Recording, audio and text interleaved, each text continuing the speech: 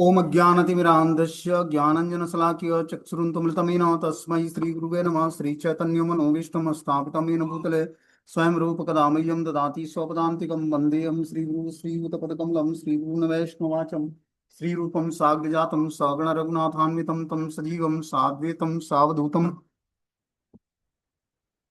परिजनसहितं कृष्णचैतन्यदेवं श्रीराधाकृष्णपादान् सगणललिता श्रीविशाखान्विताश्च नारायणं नमस्कृत्यं नरं चैव नरोत्तमं देवीं सरस्वतीं व्यासं ततो जयमुदीरयेत्। सुनुवतां स्वकथा कृष्ण पुण्यश्रवणकीर्तनं हृदयन्तस्तु युवद्राणि विद्नोति सुरसतां नष्टप्रायेषु भद्रेषु नित्यं भागवत सेवया भगवती उत्तम श्लोके भक्तिर्भवति नैष्टिकी तथा तथा रजस्तमो भाव काम लोभादय चेत एते निरावृत्तिं स्थित सत्य प्रसिद्धति एवं प्रसन्न मनसो भगवत भक्ति योगता भगवत विज्ञान मुक्त संगस्य जायते विद्यन्ते हृदयं ग्रन्थि छिद्यन्ते सर्वसंशयं क्षीयन्ते चास्य कर्माणि दृष्ट्वा एव आत्मनीश्वरे मुखं करोति वाचालं पङ्गुं लङ्घयते गिरिं यत्कृपातमं वन्दे परमानन्दमाधवं प्रह्लाद नारद पराशर पुण्डरीकं व्यासम् अम्बरीश सुख सौनक स्मृतालभ्यां रुक्मांग अर्जुन वसिष्ठं विभीषणादीनां पुण्यानि नामानि परं भागवत स्मरामि। हे कृष्ण करुणा सिंधु दीनबंधु जगतपतये गोपेश गोपिका कांत राधा कांत नमस्तुते तप्त कांचन गौरांगे श्री राधे वृंदावनेश्वरी वृषभानुसुते देवी प्रणमामि हरिप्रिये वाञ्छाकल्पतरुभ्यश्च कृपा सिन्धुभ्यो च पतितानां पावनेभ्यो वैष्णवेभ्यो नमो नमः। जय श्री कृष्ण चैतन्य प्रभु नित्यानंद श्री अद्वैत गदाधर श्रीवासादि श्री गौर भक्तवृंद। हरे कृष्ण कृष्ण कृष्ण हरे हरे हरे राम राम राम हरे हरे। तो ये श्रीमद् भागवतम का तृतीय स्कंद भाग एक, ठीक है ना। इसको हम लोग आज पहला अध्याय है, स्कंद संख्या 3 अध्याय संख्या 1, और टाइटल है विदुर द्वारा पूछे गए प्रश्न। विदुर कौन है? विदुर हैं जो धृतराष्ट्र के भाई हैं। धृतराष्ट्र 3 भाई थे, दूसरा भाई पांडु थे, और ये दासी पुत्र थे। मतलब पहले क्या होता था कि राजाओं की शादी होती थी तो रानियों के साथ कुछ दासियां आती थी, तो दासियों पर भी राजा का अधिकार होता था उससे संतति पैदा करने का। तो जो धृतराष्ट्र के पिता थे, तो विदुर की माता से विदुर विदुर दासी पुत्र है, मतलब राज्य में दासी थी इनकी माता, और उनसे विदुर प्रकट हुए। लेकिन पिता धृतराष्ट्र के जो पिता थे वही विदुर के भी पिता हैं। तो विदुर से बहुत ही प्रेम करता था धृतराष्ट्र, ठीक है ना। लेकिन दुर्योधन के साथ इनका नहीं बनता था। दुर्योधन क्या करता था, अच्छा व्यवहार नहीं करता और बार बार जो है इनको प्रताड़ित करता अपनी बातों से। इसलिए विदुर जो है राज्य छोड़कर और तीर्थाटन के लिए निकलते हैं। तीर्थ भ्रमण पर निकलते हैं तो इनकी भेंट जो है मैत्रेय ऋषि से होती है। मैत्रेय ऋषि बहुत ही जाने माने, भगवान की भक्ति में बहुत ही उत्कृष्ट चेतना वाले महात्मा हैं, ऋषि हैं। तो उनसे विदुर कुछ क्वेश्चंस पूछते हैं। वो जो क्वेश्चन पूछते हैं उसको सुखदेव गोस्वामी और परीक्षित महाराज के बीच में संवाद होता है, उसी का वर्णन यहाँ पर मिलता है। बोलते हैं श्री सुक उवाच एवमेत तत्पुरा पृष्ठम मैत्रेय भगवान किलम छत्वा वनम प्रविष्टेन तत्वा स्वगृह मुद्रितम। श्री सुखदेव गोस्वामी ने कहा, अपना समृद्ध घर त्याग कर जंगल में प्रवेश करने वाले महाराजा महान भक्त राजा विदुर ने अनुग्रहकारी श्री मैत्रेय मुनि ऋषि से यह प्रश्न पूछा। ये सुखदेव गोस्वामी बता रहे हैं किसको? परीक्षित महाराज को, कि अपना समृद्ध घर त्याग करके जंगल में प्रवेश करके महान भक्त राजा विदुर ने अनुग्रहकारी श्री मैत्रेय मुनि ऋषि से यह प्रश्न पूछा। क्या प्रश्न पूछा? एता अयम मंत्र कृत्यो भगवान अखिलेश्वरम पौरवेन्द्रम गृह हित्वा प्रविवेश्वात्म सात्कृतम। पांडवों के रियायती मकान के विषय में और क्या कहा जाए। सबके स्वामी भगवान श्री कृष्ण आप लोगों के मंत्री बने। वे उस घर में इस प्रकार प्रवेश करते मानो वह उन्हीं का अपना घर हो, और वे दुर्योधन के घर में कभी भी कोई ध्यान ही नहीं देते थे। क्या बता रहे हैं यहाँ पर कि पांडवों के रिहायशी मकान के विषय में क्या कहा जाए। जो पांडवों का रिहायशी मकान था उसके विषय में कहा, क्या कहा जाए। सबके स्वामी भगवान श्री कृष्ण इन लोगों के मंत्री थे, मंत्री बने भगवान, मतलब सलाहकार बने। वे उस घर में उस तरह प्रवेश करते मानो वह उसी घर का अपना उनका अपना घर हो, और वे दुर्योधन के घर कभी भी कोई ध्यान नहीं देते थे। इस तरह से भगवान का पांडवों से बहुत ही प्रेम था। बोलते हैं जो भी वस्तु भगवान श्री कृष्ण की इंद्रियों को तुष्ट करती है वो भी श्री कृष्ण ही है। उदाहरणार्थ वृंदावन धाम भगवान श्री कृष्ण से अभिन्न है, क्योंकि श्री भगवान वृंदावन में अपनी अंतरंग शक्तियों के द्वारा दिव्य आनंद भोगते हैं। इसी तरह पांडवों का घर भी श्री भगवान के लिए दिव्य आनंद का स्रोत था। यहाँ इसका उल्लेख हुआ है। जिस तरह वृंदावन धाम भगवान के आनंद का स्रोत है कृष्ण के, उसी तरह पांडवों का घर भी जो है श्री कृष्ण के लिए आनंद का स्रोत था। बता रहे हैं कि यहाँ इसका उल्लेख हुआ है कि श्री भगवान ने इस तरह अपना अपने ही आत्मा की तरह समझा अतएव पांडवों का घर वृंदावन के ही समान था। विदुर को उस दिव्य आनंद वाले स्थान का परित्याग नहीं करना चाहिए था, अतः उनके द्वारा घर छोड़ने का कारण वास्तव में पारिवारिक अनबन नहीं थी। प्रत्युत विदुर विदुर के इस अवसर का लाभ श्री मैत्रेय मुनि से मिलने और दिव्य ज्ञान की चर्चा करने हेतु उठाया। विदुर जैसे साधु पुरुष के लिए सांसारिक मामलों को लेकर उठने वाले कोई भी विघ्न महत्वहीन था, किंतु कभी कभी ऐसे विघ्न उच्च स्तर की अनुभूतियों के लिए अनुकूल होते हैं। अतएव विदुर ने पारिवारिक अनबन का लाभ उठाकर श्री मैत्रेय मुनि से भेंट करने में उस परिस्थिति का लाभ उठाया। तो पारिवारिक अनबन नहीं होता तो जो है विदुर महाराज अपना घर परिवार त्याग करके और जंगल में जाकर मैत्रेय ऋषि से नहीं मिलते, और ये संवाद हुआ नहीं होता तो हम लोग सुनते नहीं। ठीक है ना। वही बता रहे हैं कि श्री भगवान वृंदावन में अपनी अंतरंग शक्तियों का दिव्य आनंद भोगते हैं। इसी तरह पांडवों का घर भी भगवान के लिए दिव्य आनंद का स्रोत था, क्योंकि पांडव जो कुंती थी वो बुआ थी भगवान की। ठीक है ना। तो पांडवों का घर भी भगवान के लिए दिव्य आनंद का स्रोत था, क्योंकि पांचों भाइयों से इनकी मित्रता भी थी और वो भाई भी थे इनके। यहाँ इसका उल्लेख है कि श्री भगवान ने इस घर को अपना ही आत्मा समझ रखा था। पांडवों का जो घर था उसको भगवान अपना मानते थे और वहां पर नित्य ही निवास करते थे। अतएव पांडवों का घर वृंदावन के ही समान था। विदुर को उस दिव्य आनंद वाले स्थान का परित्याग नहीं करना चाहिए था, क्योंकि स्वयं भगवान कृष्ण उस राज्य में प्रवेश करते थे और रहते थे। वो तो जुआ के बाद क्या हुआ कि सब जो है बिखर बिखर गया, मतलब पांडव वनवास चले गए और द्रौपदी का चीर हरण हुआ, अधर्म के बहुत सारे कारण बन गए। इस कारण से जो है वहां पर अधार्मिक कार्य होने लगा। नहीं तो उससे पहले सब कुछ बहुत ही व्यवस्थित था पांडु के जाने के बाद भी। लेकिन धृतराष्ट्र अपने पुत्र मोह के अंधे के होने के कारण ये सारी घटनाएं हुई कि बाद में हम देखते हैं कि जो पांडवों का वनवास हुआ और फिर जो है कैसे कुरुक्षेत्र का युद्ध होता है राज्य प्राप्ति के लिए, और इस प्रकार आगे हम सबको पता है। तो आगे हम लोग इसमें स्टोरी में सुनेंगे भी। बता रहे हैं कि विदुर को उस दिव्य आनंद वाले स्थान का परित्याग नहीं करना चाहिए था, अतः उनके द्वारा उस घर को छोड़ने का कारण वास्तव में पारिवारिक अनबन नहीं थी। प्रत्युत विदुर ने इस अवसर का लाभ उठाकर श्री मैत्रेय मुनि से मिलने और दिव्य ज्ञान की चर्चा करने हेतु उठाया। कि जो ये परिस्थिति उनके विपरीत हुई, जो पारिवारिक अनबन हुआ, उसका उन्होंने भगवान की कृपा मानी। और भगवान की कृपा मानकर क्या करते हैं, वो मैत्रेय मुनि से मिलने के लिए और दिव्य ज्ञान की चर्चा करने के लिए जाते हैं। विदुर जैसे साधु पुरुष के लिए सांसारिक मामलों को लेकर उठने वाले कोई भी विघ्न महत्वहीन थी, किंतु कभी कभी ऐसे विघ्न उच्चतर अनुभूति के लिए अनुकूल होता है। हम देखते हैं कि कभी हम जब भगवान की भक्ति करते हैं तो कभी कभी अनफेवरेबल चांसेज आती हैं हमारे जीवन में। तो जो अनफेवरेबल चांसेज होते हैं वो भी अगर जो हम तीव्रता से भगवान का भजन करेंगे तो वो फेवरेबल बन जाएगा भक्ति के लिए। क्योंकि भगवान जानबूझकर अनफेवरेबल कंडीशन हमारे जीवन में क्रिएट करते हैं कि हम और दृढ़तापूर्वक भगवान की शरण ग्रहण कर पाए। और जीवात्मा जब और तीव्रता से भगवान का भजन करके और तीव्रता से भगवान की शरण ग्रहण करता है तो भक्ति में ऑटोमेटिकली वो और आगे बढ़ जाता है।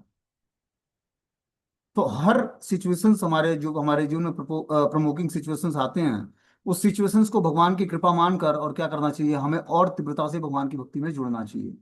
क्योंकि देखो ये मनुष्य जीवन बहुत ही रेयर मिला है, समझे बात को।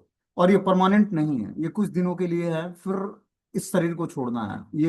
एक शरीर जो है किराए का मकान ले रखा है आत्मा ने, इसमें आज नहीं तो कल इसको छोड़कर जाना है। जिस तरह किराए के मकान को हम लोग जिराते रहते अपना समझने लगते हैं, लेकिन कुछ ही दिनों बाद जो है मकान मालिक बोलता है कि आप खाली करिए, आप दूसरा मकान देख लीजिए। उसी तरह आत्मा क्या बोलती है कि अब हमें दूसरा मकान देखना है, दूसरे शरीर में प्रवेश करना है। यही भगवान ने भगवत गीता में बोला कि वासांसि जीर्णानि यथा विहाय नवानि गृह्णाति नरोपराणि तथा शरीरानि विहाय जीर्णानि नवानि देहि नरोपराणि। कि जिस तरह मनुष्य पुराने वस्त्रों का त्याग करके नए वस्त्र धारण करता है, उसी तरह शरीर क्या करती है, आत्मा क्या करती है, पुराने जर्जरित शरीर को छोड़कर नए शरीर को धारण करती है। तो इसमें शोक किस बात का है अर्जुन। हम लोग क्या करते हैं जब कोई शरीर छोड़ता है तो हम शोकित हो जाते हैं। लेकिन क्या जिस तरह व्यक्ति पुराने वस्त्रों को त्याग करके नया वस्त्र धारण करता है, उसी तरह शरीर पुराना हो जाता है तो आत्मा क्या करती है, दूसरे शरीर में प्रवेश कर जाती है, नए शरीर में, और उस तरह की एक्टिविटी करती है। तो इसके लिए शोक किस बात का है। ऐसा ज्ञान में स्थिर होना बड़ा मुश्किल है। व्यक्ति तुरंत जो है शोकित हो जाता है, कोई शरीर त्यागता है तो तुरंत शोक को प्राप्त होता है। लेकिन भगवान बताते हैं कि जिस तरह पुराना वस्त्र त्याग करके नया वस्त्र धारण किया जाता है, उसी तरह आत्मा पुराने शरीर को त्याग करके नए शरीर धारण करती है। फिर शोक किस बात का इसमें। लेकिन भगवान का जब तक हम आश्रय लेंगे, तब तक भौतिक वस्तु व्यक्ति स्थान का आश्रय लेंगे तो हम दुखी होंगे, क्योंकि भौतिक संसार में हर चीजें टेम्पररी है, परमानेंट कुछ भी नहीं है। एक ही चीज परमानेंट है, वो है भगवान की भक्ति। वो हमेशा बनी रहेगी, उसको मेंटेन करना पड़ेगा हमें अपने जीवन में। बता रहे विदुर ने पारिवारिक अनबन का लाभ उठाकर श्री मैत्रेय मुनि से भेंट करने में उठाया। जैसे ही उनके परिवार में अनबन हुआ, वैसे ही वे क्या करते हैं, मैत्रेय मुनि से भेंट करने के लिए तीर्थाटन पर निकल जाते हैं। आगे बोलते हैं राज्यो वाच कुत्रम चरतु भगवतम मैत्रेय अणासम संगमम कदा वा स संवादम इत दृढ़ न प्रभु। राजा ने श्रील सुखदेव गोस्वामी से पूछा कि संत विदुर और अनुग्रहकारी श्री मैत्रेय मुनि के बीच कहाँ और कब यह भेंट हुई और विचार विमर्श हुआ कि हे प्रभु कृपया करके यह कहकर मुझे कृत्य कृत्य करें। तो ये वार्ता जो है सुखदेव गोस्वामी और राजा परीक्षित के बीच में हो रही है कि मैत्रेय ऋषि और संत विदुर जो है, ये इनके बीच में कहाँ भेंट हुई और ये विचार विमर्श कहाँ हुआ। हे प्रभु कृपया करके मुझे इस बारे में बताइए और कृत कृत करिए, हमें संतुष्ट करिए।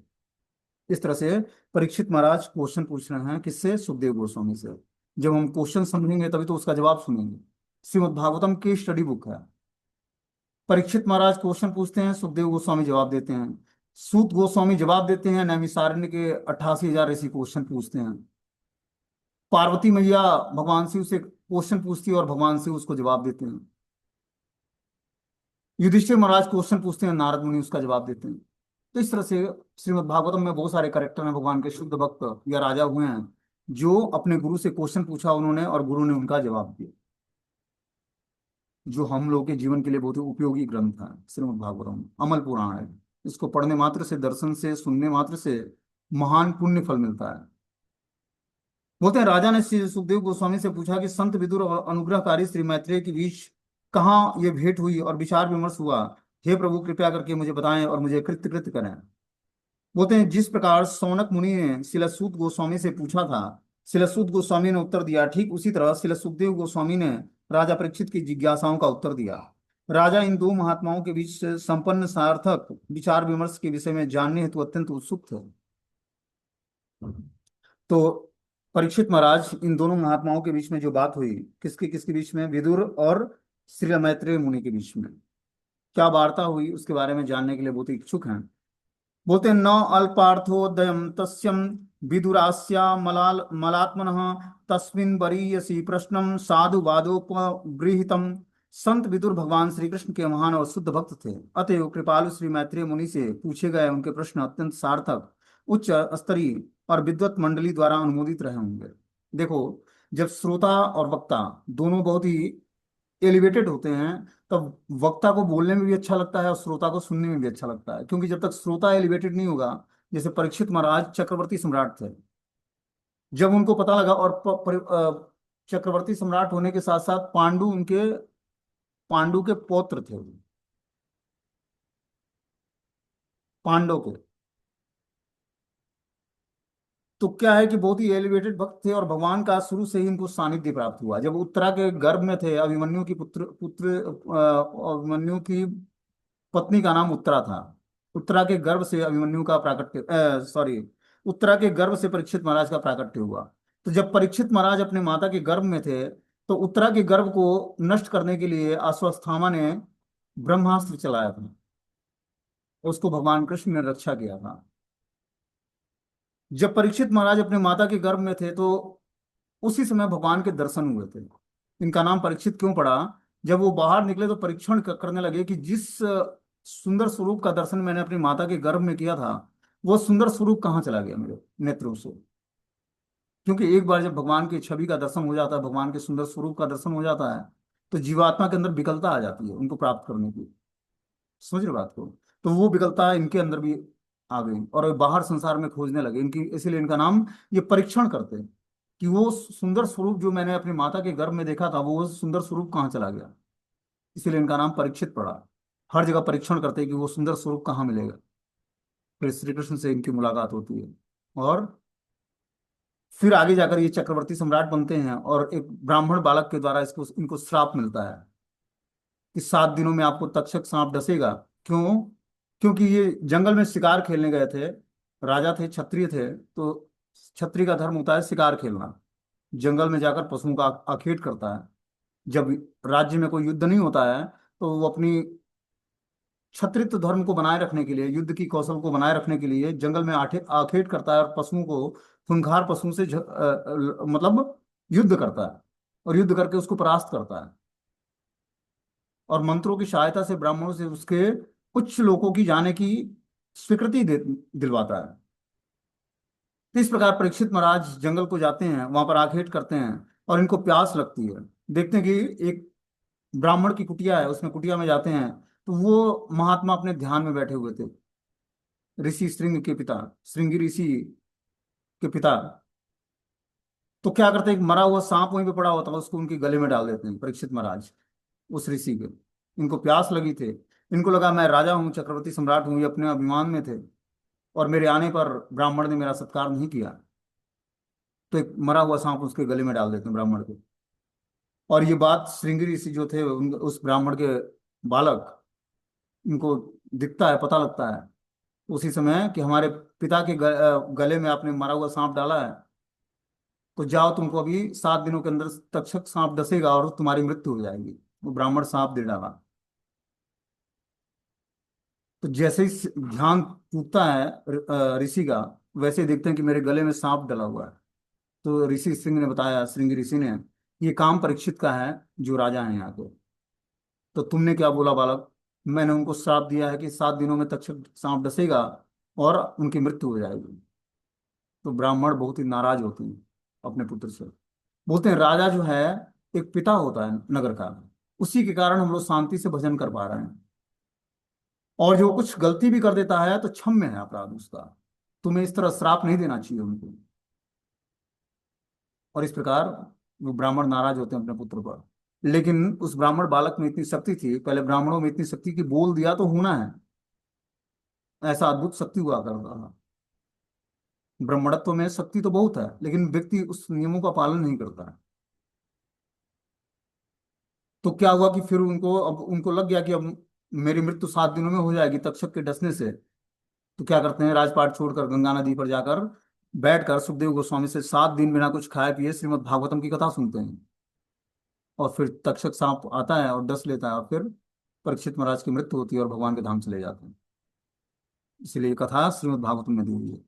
ये सारी सुखदेव गोस्वामी के द्वारा कही हुई और परीक्षित महाराज के द्वारा सुनी हुई कथा है। तो अब सुखदेव गोस्वामी से राजा क्वेश्चन पूछते हैं परीक्षित महाराज कि संत विदुर भगवान श्री कृष्ण के महान और शुद्ध भक्त थे, अतः कृपालु श्री मैत्रेय मुनि से पूछे गए उनके प्रश्न अत्यंत सार्थक, उच्च स्तरीय और विद्वत मंडली द्वारा अनुमोदित रहे होंगे। कि जो संत विदुर थे वो भगवान श्री कृष्ण के महान और शुद्ध भक्त थे, अतएव कृपालु श्री मैत्रेय मुनि से पूछे गए उनके प्रश्न अत्यंत सार्थक थे, उच्च स्तर के थे, और विद्वत मंडली द्वारा अनुमोदित था। विद्वत मंडली मतलब विद्वानों की सभा में वो क्वेश्चंस जो पूछते थे वो अनुमोदित था, मतलब प्रमाणिक था, ऐसा नहीं कि ऑर्डिनरी कोई क्वेश्चन पूछ रहे हैं। किसके बीच में? ऋषि मैत्रेय और विदुर के बीच में वार्ता, जो भगवान के महान भक्त हैं। तो भगवान के महान भक्तों की चर्चाएं जब हम दिव्य समाज में करते हैं, वैष्णव समाज में, भगवान के भक्तों के समाज में, तो बहुत ही प्रशंसनीय होता है वो। बोलते हैं श्रीमद् भागवतम के अनुसार जब कोई व्यक्ति आध्यात्मिक ज्ञान के उच्च स्तर पर प्रश्न पूछना चाहता है, तब उसे प्रमाणिक गुरु के पास जाने की सलाह दी जाती है। उस सामान्य व्यक्ति को जिसे आध्यात्मिक बातों में कोई रुचि नहीं होता है, उसे फैशन के लिए गुरु के पास जाने की कोई आवश्यकता नहीं है। गुरु के पास जाकर हमें फैशन के लिए पहले तो गुरु नहीं बनाना है। गुरु बनाना होता है हमें आध्यात्मिक जीवन में प्रोग्रेस करने के लिए। बहुत ही गुरु एक छोटा मोटा टाइटल नहीं है। हम उस साधारण इतिहास, भूगोल या फिजिक्स, केमिस्ट्री, मैथ, बायोलॉजी पढ़ाने वाले गुरु नहीं होते हैं। आध्यात्मिक गुरु मतलब भगवान का एज ए रिप्रेजेंटेटिव है, वो भगवान को रिप्रेजेंट कर रहा है। इसका मतलब वो पूजनीय है। जितनी मात्रा में उसके प्रति हम श्रद्धा रखेंगे, उतनी ही मात्रा में क्या है, हमारी शास्त्रों के प्रति रुचि जागृत होगी, सुनने में, समझने में और अंडरस्टैंड करने में। ये तो बस हम जैसे तुच्छ जीवों पर गुरु की कृपा है जो मैं बोल पा रहा हूँ। नहीं तो श्रीमद् भागवतम तो अमल पुराण है और परमहंस संहिता है। ये साधारण भक्तों, हम जैसे भक्तों के लिए तो है ही नहीं है। लेकिन ये गुरु की कृपा है जो मैं इसको थोड़ा थोड़ा बहुत, जो हमारी अंडरस्टैंडिंग है उनकी कृपा से, वो मैं ग्लोरीफाई कर पाऊँ। समझ रहे हो बात को? अपनी कोई हमारी शक्ति नहीं है, बस क्या है, गुरु कृपा है, वैष्णव की कृपा है, भगवान के भक्तों की कृपा है, भगवान की कृपा है। ये तो इस शास्त्र को ग्लोरीफाई करना अपने बस की बात नहीं। ये मुक्त पुरुषों के लिए है। मुक्त पुरुष मतलब जो समस्त पाप कर्मों से छूट गया है। इसको सुनने मात्र से, टच करने मात्र से, दो चार श्लोक पढ़ने मात्र से इतना अपार स्वीकृति मिलती है व्यक्ति की, अपार पुण्य मिलता है कि व्यक्ति उसकी तुलना ही नहीं कर सकता इस भौतिक संसार में। तपस्या, दान और यज्ञ से इतना पावरफुल है ये। एक एक श्लोक जो है महान अश्वमेध यज्ञ के फल देने वाला है, श्रीमद् भागवत में का। बता रहे हैं, महाराजा परीक्षित छात्र के रूप में इस विज्ञान समझने के प्रति जिज्ञासु थे, और श्रील सुखदेव गोस्वामी दिव्य विज्ञान के प्रमाणिक गुरु थे। दोनों ही जानते थे कि विदुर और मैत्रेय के द्वारा जिन विषयों पर चर्चाएं, विचार विमर्श हुआ है वे उच्च स्तरीय रहे होंगे। अतएव महाराजा परीक्षित को प्रमाणिक गुरु से यह जानने की अति उत्कंठा हुई। तो परीक्षित महाराज अपने प्रमाणिक गुरु सुखदेव गोस्वामी के पास जाते हैं, और विदुर और मैत्रेय जैसे महान भक्तों के बीच में जो आपस में विचार विमर्श हुआ, उस उच्च स्तरीय बात को जानने का प्रयास करते हैं। सुत उवाच स एव मृषं वयो अयं पृष्ठो राज्ञा परीक्षिताम् प्रत्याहं तु सुबहु वित्त प्रत्यात्मा श्रूय तामिति। श्रील सुखदेव गोस्वामी ने कहा कि श्रील सूत गोस्वामी ने कहा कि सुखदेव गोस्वामी अत्यंत अनुभवी थे और राजा से प्रसन्न थे। इस तरह राजा द्वारा प्रश्न किए जाने पर उन्होंने उनसे कहा कि कृपया इस विषय को ध्यान पूर्वक सुनें। ये बात सुखदेव सूत गोस्वामी बोलते हैं कि सुखदेव गोस्वामी अत्यंत अनुभवी थे और राजा बहुत ही प्रसन्न थे अपने गुरु को पाकर। और इस प्रकार राजा द्वारा प्रश्न किए जाने पर उन्होंने उनसे कहा कि कृपया इस विषय में ध्यान पूर्वक सुने कि आखिर मैत्रेय ऋषि और विदुर के बीच में वार्तालाप क्या हुई। ठीक है ना? यहाँ तक सबको आई होप कि सब अंडरस्टैंड कर लिए होंगे, सब लोग समझ गए होंगे। ठीक है ना? अब आगे इसमें सुखदेव गोस्वामी बोलना शुरू करते हैं कि क्या बात हुई मैत्रेय और विदुर जैसे भक्तों के बीच में। यदा तु राजा स्वस्तु साधुनं पुष्प पुष्पन धर्मेण विनष्ट दृष्टये भातुर्यविष्टस्य सुतान बंधुनम प्रविश्यम लाक्षा भवने ददाहम। श्री सुखदेव गोस्वामी ने कहा कि राजा धृतराष्ट्र अपने बेईमान पुत्रों द्वारा पालन पोषण करने की अब अपवित्र इच्छाओं के वश में होकर अंतर्दृष्टि खो चुका था। उसने अपने पितृविहीन भतीजों पांडवों को जला डालने के लिए लाक्षागृह में आग लगवा दिया। क्या बोलते हैं सुखदेव गोस्वामी, राजा धृतराष्ट्र अपने बेईमान पुत्रों के पालन पोषण करने से अपवित्र इच्छाओं के वश में होकर अपनी अंतर्दृष्टि खो चुका था। वो तो बाहरी दृष्टि से भी अंधा था, लेकिन जब व्यक्ति बेईमान लोगों की सेवा करता है, बेईमान मतलब जो दुर्बुद्धि लोग हैं, जिनकी बुद्धि शुद्ध नहीं है, ऐसे व्यक्ति की और जो कोई व्यक्ति सेवा करता है तो धीरे धीरे वो भी जो है उसके पापों का भागीदार बन जाता है। इसीलिए सेवा करते समय, सेवा मतलब जो भी हम सेवाएं करते हैं, कितने लोग जॉब भी करते हैं, तो ऐसे जगह जॉब ना करें जहां पर पाप कर्म होता हो, नहीं तो उसके पाप कर्मों का परिणाम कुछ आपको भी भोगना पड़ेगा। समझ रहे बात को? इसीलिए हमें बहुत ही सावधानी पूर्वक सेवा करनी चाहिए। किसी भी वस्तु व्यक्ति स्थान की सेवा करते समय ये देखना चाहिए कि क्या वहां पर कोई पाप कर्म तो नहीं बन रहा है। खासकर भक्ति हम करते हैं तो हम लोग को बड़े ही सतर्क रहना चाहिए, नहीं तो हमारी भक्ति जो है प्रोग्रेस नहीं कर पाएगी। बता रहे हैं, राजा धृतराष्ट्र अपने बेईमान पुत्रों का पालन पोषण करने की अपवित्र इच्छाओं के वश में होकर अंतर्दृष्टि खो चुका था, क्योंकि वो गलत लोगों की, बेईमान पुत्रों की सेवा करता था। दुर्योधन बेईमान था। भगवान शांति दूत बनकर गए थे कि पांचों पांडवों को 5 गांव दे दो, ये शांति पूर्वक रह लेंगे। तो क्या बोलता है कि बिना युद्ध के मैं सुई की नोक बराबर भी जमीन नहीं दूंगा। उसने अपने पितृविहीन भतीजों पांडवों को जला डालने के लिए लाक्षागृह में आग लगवा दिया। धृतराष्ट्र ने अपने पितृ विहीन भतीजों के लिए, जो पांचों पांडे थे, इनके पिता थे पांडु, जो बड़े थे धृतराष्ट्र से, उनके चले जाने के बाद इन भतीजों को, पांडवों को जला डालने के लिए लाक्षागृह में आग लगवाया। धृतराष्ट्र जन्म से अंधा था, किंतु अपने बेईमान पुत्रों के समर्थ हेतु अपवित्र कार्यों में उसका अंधापन दृष्टि के शारीरिक दोष से कहीं बढ़ा हुआ था। दृष्टि की शारीरिक कमी से किसी की आध्यात्मिक प्रगति नहीं रुकती, किंतु जब कोई कायिक रूप से स्वस्थ होते हुए भी आध्यात्मिक रूप से अंधा होता है, तब वो अंधापन मनुष्य जीवन की उन्नति में भयावह रूप से बाधक होता है। जब व्यक्ति, मान लो कि शारीरिक दृष्टि से व्यक्ति अंधा है, कि उसका नेत्र नहीं है, तब तो चलेगा, वो भक्ति कर लेगा। लेकिन अगर जो कोई व्यक्ति अपवित्र कार्य करने में अंधापन स्वीकार कर लिया है, कि जानबूझकर अपवित्र कार्य करता है, तो ये अंधापन जो है शारीरिक दोष से कहीं बड़ा है। शारीरिक दोष होना कि अंधा है व्यक्ति, वो समझ में आता है, लेकिन अगर जो कोई व्यक्ति जानबूझकर अपवित्र कार्य करता है, वो अंधापन तो बहुत ही खतरनाक है। बोले बेईमान पुत्रों के समर्थ हेतु अपवित्र कार्य करना उनका अंधापन दृष्टि के शारीरिक दोष से कहीं बढ़ा हुआ था। दृष्टि की शारीरिक कमी से किसी की आध्यात्मिक प्रगति नहीं रुकती, किंतु जब कोई कायिक रूप से स्वस्थ होते हुए भी आध्यात्मिक रूप से अंधा होता है, तब उसका अंधापन मनुष्य जीवन की उन्नति के लिए भयावह रूप से बाधक होता है। जबकि कोई व्यक्ति आध्यात्मिक दृष्टि से अंधा है, मतलब वो अध्यात्म का कार्य कुछ भी नहीं करता भगवान की प्रसन्नता के लिए, ऐसा व्यक्ति जो है मनुष्य जीवन की उन्नति के लिए बहुत ही, उसका मनुष्य जीवन में उन्नति बहुत ही, मतलब बाधक बनता रहेगा जब तक वो पवित्र कार्य नहीं करेगा। बोलते हैं यदा यदा सभायाम कुरुदेव दिव्यम केशाभिमर्शम सुतकर्म ग्रहम न वारयामास नृपम सुनास्याम स्वासे हरायांत कुछ कुंग मानी। इस राजा ने अपने पुत्र दुशासन द्वारा देवतुल्य राजा युधिष्ठिर की पत्नी द्रौपदी के बाल खींचने के निंदनीय कार्य करने से मना नहीं किया था, यद्यपि उसके अश्रुओं से उसके वक्षस्थल का कुमकुम तक धुल गया था। क्या बोलते हैं यहाँ पर मैत्रेय ऋषि विदुर से कि हे राजा, इस राजा ने, धृतराष्ट्र ने, अपने पुत्र दुशासन द्वारा देवतुल्य राजा युधिष्ठिर की पत्नी जो द्रौपदी थी, भगवान की महान भक्त थी, उसका बाल खींचने जैसा निंदनीय कार्य करने से मना नहीं किया। ऐसा ये राजा था धृतराष्ट्र, यद्यपि उसके अश्रुओं से उसके वक्षस्थल का कुमकुम तक धुल गया था। इतना रोई थी द्रौपदी जब ये बाल खींच रहा था, तो पहले बाल खींचा फिर वस्त्र खींचने लगा। बोलते हैं धृते त्वधर्मेण जितस्य साधु सत्यावलंबस्य वनम गतस्य न याचोतयो अदा समएन दायम तमो जुषाणो यद जात शत्रु।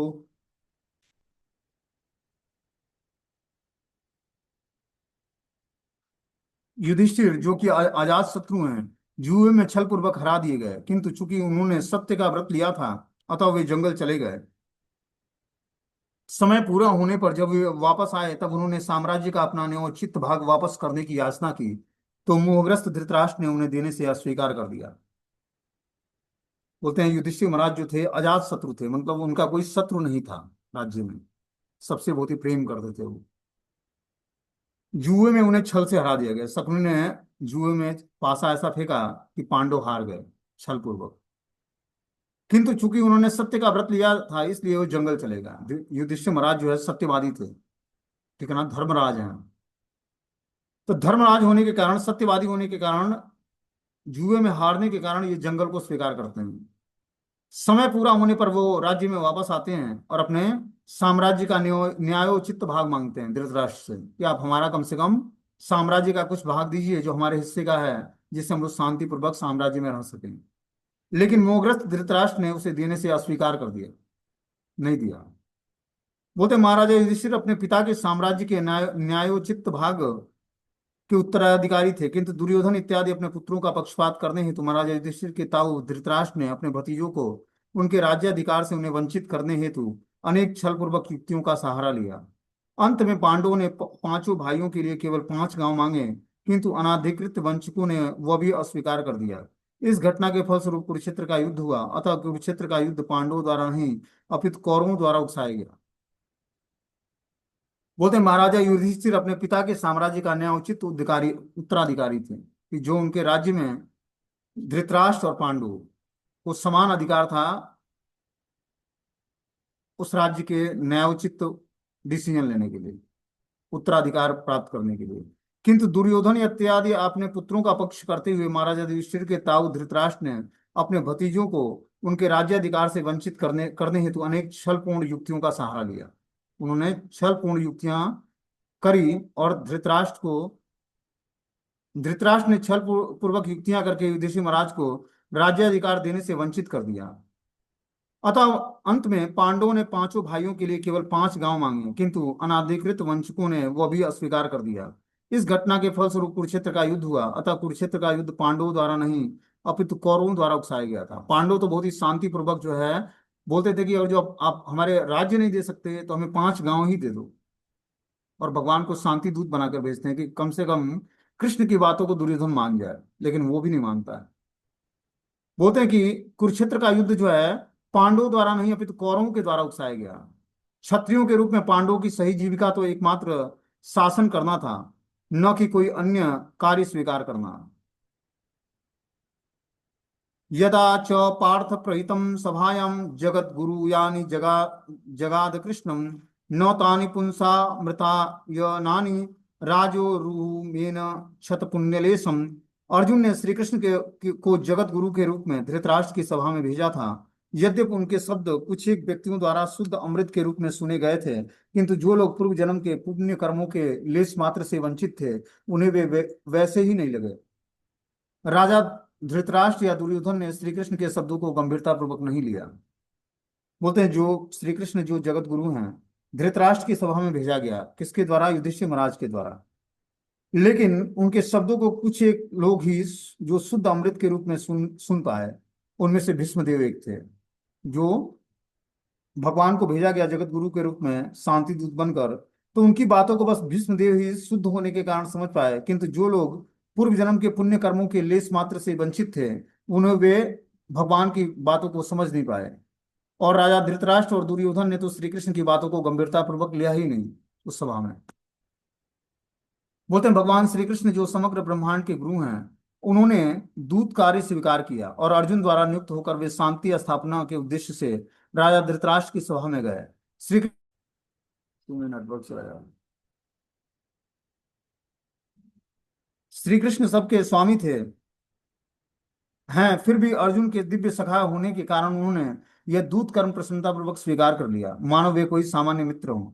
अपने शुद्ध भक्तों के साथ श्री भगवान के वार्ताओं का यही अनूठापन है। बता रहे हैं श्री कृष्ण जो कि समग्र ब्रह्मांड के गुरु हैं, उन्होंने दूत कार्य स्वीकार किया, अर्जुन द्वारा नियुक्त किए गए और शांति स्थापन के उद्देश्य से धृतराष्ट्र की सभा में गए।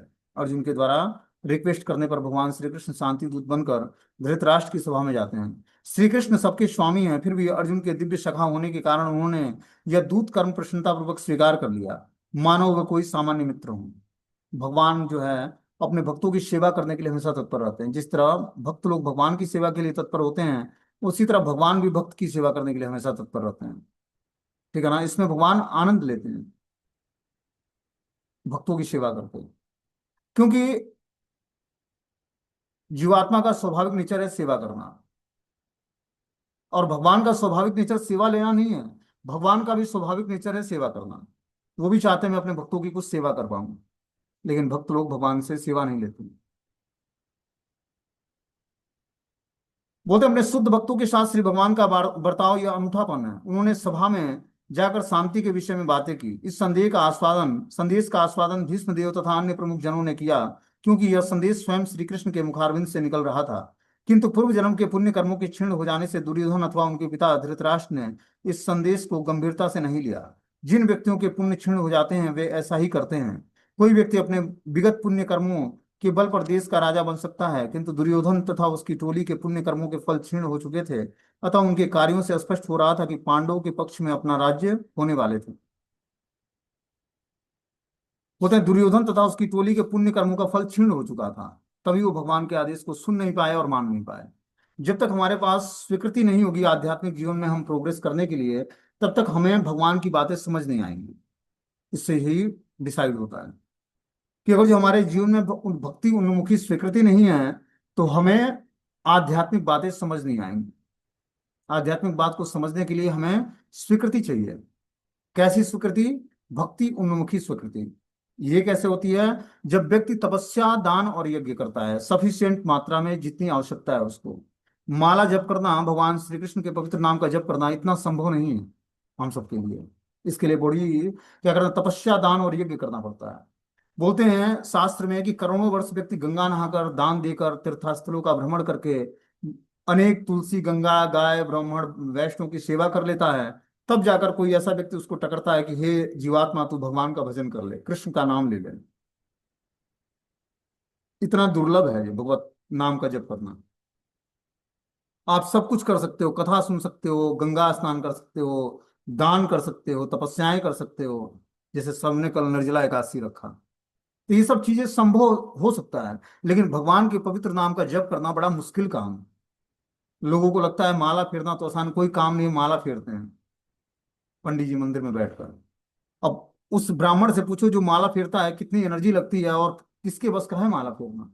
माला पर जाप करना बहुत टफ काम है, मन बुद्धि को एकाग्र करके और भगवान के नाम को जप करके और मन को भगवान के नाम में लगाना। ऐसा टफ काम इस संसार में कोई नहीं है। सांसारिक व्यक्ति को लगता है कि कुछ काम नहीं तो माला पकड़ लेगी, माला चलाना, माला जपना है जी। इनके पास परिवार तो है नहीं, काम तो कुछ है नहीं, निठल्ले लोग हैं, माला पकड़ लेते हैं। तो माला जपना कोई साधारण कार्य नहीं है, और ये सबके बस का भी नहीं है। हम सबको एक्सपीरियंस होगा कि कथा सुनने में अच्छा लगता है, धाम यात्रा करने में अच्छा लगता है, कुछ भगवान के लिए कुकिंग करनी हो, ड्रेसिंग करनी हो, माला बनाना हो, अर्चा विग्रहों की सेवा करनी हो, दर्शन करना हो, प्रणाम, सब कुछ कर सकते हैं। लेकिन बैठ के नाम जप करना हो, 16 माला ध्यान पूर्वक मंत्र सुनते हुए और मंत्र उच्चारण करते हुए ध्यान पूर्वक जप करें, तो कितना टफ लगता है हमें। लेकिन जब तक टेस्ट जागृत नहीं होता, रुचि जागृत नहीं होती है, तब तक हमें भक्तों के संग में क्या करना चाहिए, माला जप करनी चाहिए। जब हम भक्तों के संग में करेंगे तो धीरे धीरे रुचि आएगी, टेस्ट आएगा इसमें, नाम में, कि भगवत नाम कितना मीठा है, मधुर है। और फिर प्रीति पूर्वक भजन करेंगे, क्योंकि भजन ही वास्तविक सार है। हर सेवाओं का मेन उद्देश्य है कि कृष्ण के नाम में रुचि जागृत हो जाना, आसक्त हो जाना। 24 घंटे always remember Krishna, never forget Krishna, ये स्थिति प्राप्त कर लेना, कि निरंतर भगवान का नाम हृदय में चलता रहे, ऐसी स्थिति प्राप्त करनी है। बोलते हैं, किंतु पूर्व जन्म के पुण्य कर्मों के क्षीण हो जाने से दुर्योधन और उसके पिता धृतराष्ट्र ने इस संदेश को गंभीरता से नहीं लिया। जिस व्यक्तियों के पुण्य क्षीण हो जाते हैं वे ऐसे ही करते हैं। कोई व्यक्ति अपने विगत पुण्य कर्मों के बल पर देश का राजा बन सकता है, किंतु दुर्योधन तथा उसकी टोली के पुण्य कर्मों के फल क्षीण हो जाने से उनके कार्यों से स्पष्ट हो गया कि पांडवों के पक्ष में अपना राज्य खोने वाले हैं। जब उन्होंने भगवान के आदेश का पालन नहीं किया, तब ये डिसाइड हो गया कि ये अपना राज्य खोने वाले हैं। समझ रहे बात को? जैसे ही लाइट चला गया, तो जैसे ही हम भगवान के आदेशों का पालन करना छोड़ते हैं, भगवान की बातों को मानना छोड़ देते हैं, वैसे ही हमारा अधार्मिक प्रवृत्ति हमारे अंदर बढ़ जाती है, पाप करने की टेंडेंसी जागृत हो जाती है हमारे अंदर। समझ रहे बात को? तो हमें जो भी हमें भगवान के द्वारा आदेश मिला है भगवत गीता के माध्यम से, उस आदेश का एज इट इज पालन करना है, तब जाकर हमारा जीवन जो है मंगलकारी होगा।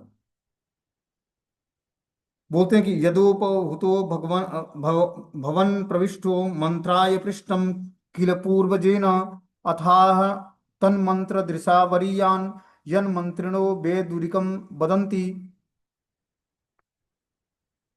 जब विदुर अपने ज्येष्ठ भ्राता धृतराष्ट्र द्वारा मंत्रणा के लिए बुलाए गए तो राजमहल में प्रविष्ट हुए, तो उन्होंने ऐसे उपदेश दिए जो उपयुक्त थे। उनका उपदेश सर्वविदित है और राजा ने दक्ष मंत्रियों द्वारा अनुमोदित है।